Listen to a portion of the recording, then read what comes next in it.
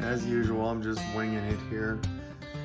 I wanted to show you a list of categories. I came up with a rough version of this when I was young learning the trade, and over the years I've sort of used this method to help others learn in training.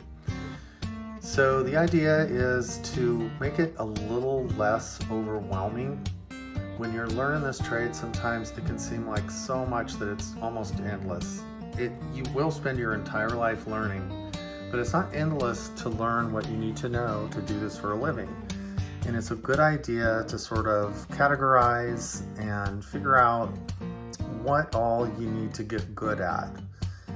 So to some extent, all of these categories apply to HVAC. Whether you want to be an installer, a service guy, whether you want to do commercial, residential, new construction, retrofit and remodel, it doesn't matter. All these things apply in one way or another. So we could spend a whole lot of time on each of these subjects, but I just wanted to give you a quick look at this list. So if you're in installation, which I highly recommend if you're just starting out, it's a great idea to start on install. Learn at least a little bit of install.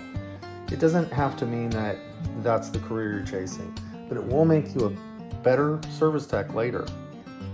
If you understand some system design, some ductwork, some sheet metal, how things are supposed to go together, some plumbing, electrical, mechanical, and building code, which you will have to follow as an installer.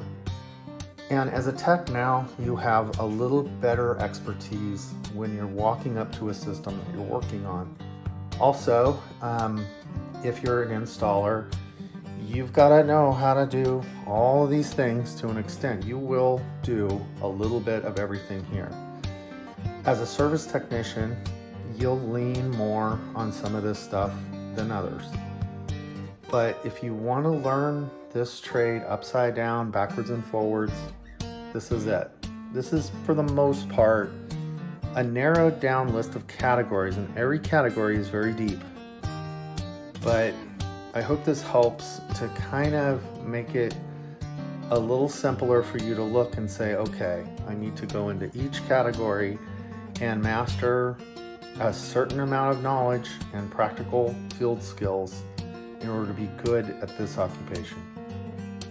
I'll probably do another quick follow-up video and just elaborate a little on each thing.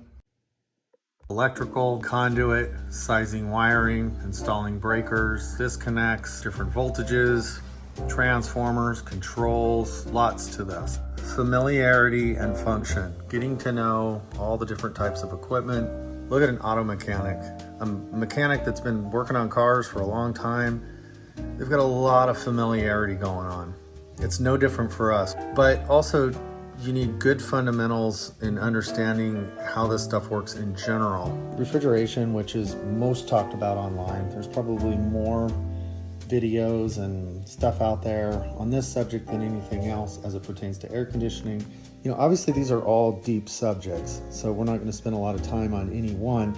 System design is huge. It's a big subject. It takes many years to learn to correctly design things on any given building or house, and to know there's more than one way to accomplish heating and cooling and ventilation. Okay, then ductwork, that's where most guys usually start. If you start as an installer, you'll definitely do a little bit of ductwork, if not a lot. If you're in new construction, you're going to do tons of ductwork, along with sheet metal, where you're going to be fabricating in the field or just installing this stuff, or maybe even doing a little fabrication in a shop. Gas piping, combustion air ventilation, venting and flues. Okay, we're bringing in the fuel. We have to be good pipe fitters here, as well as many other places. We have to understand how combustion works. So we're burning the fuel, and then we're venting the exhaust. Okay, so a lot goes into this. How to size your flues, how to run your flues correctly, more pipe fitting. Condensates, more pipe fitting. Condensation is a big deal. It's not to be taken lightly. It needs to be done correctly. Roofing and flashing, it's a thing. especially an install. And it's one of the things we see a lot of installers that don't necessarily know how to do it correctly. More in a retrofit world, it's good to know it. Framing, you'll do a little bit of light framing, you'll frame some things in, but you should understand a little bit about construction and structural. You're the mechanic for a building. You should see it through the eyes of a construction expert.